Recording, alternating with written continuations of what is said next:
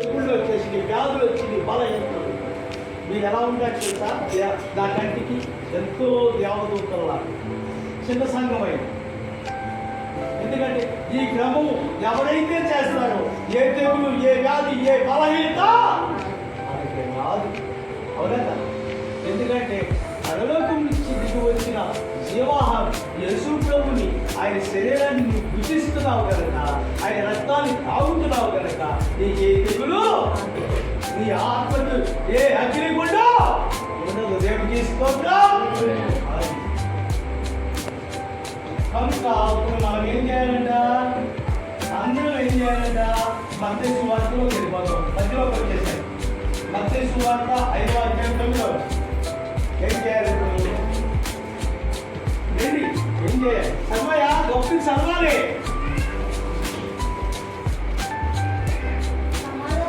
బయటలు ఇల్లు చదువయ్యా. నుంచోవాలందరూ నిలబడాలి, నిలబడాలి, కూర్చోండి, నిలబడాలి. అందరూ వేరే 5:9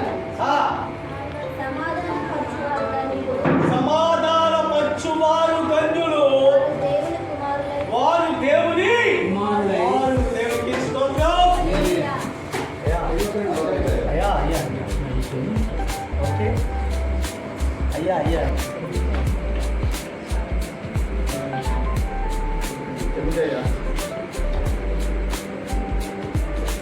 అమ్మ మీరు అందరూ క్షమించండి. అమ్మా తెలుగులారా మీరందరూ వచ్చేయండి.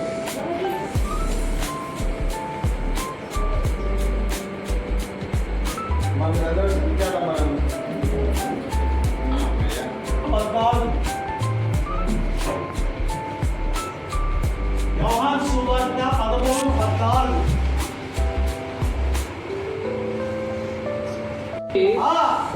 ప్రభువును బోధకుడైన నేను, ప్రభువును యేసు ప్రభు అన్నాడు, ప్రభువును బోధకుడైన నేను మీ పాదములు కడిగిన ఎడల, నేను మీ పాదములు కడిగిన ఎడల మీరును ఒకరి పాదములను కడగవలసిన దినమే కలగవలసినదే. ఆది యందు వాక్యం దేవుడు చెబుతున్నాడు.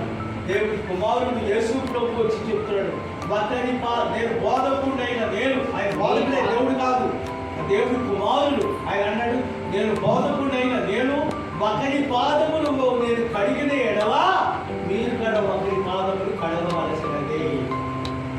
ఆ లేఖనం ప్లీజ్ గట్టిగా అమ్మ పాట పాడు.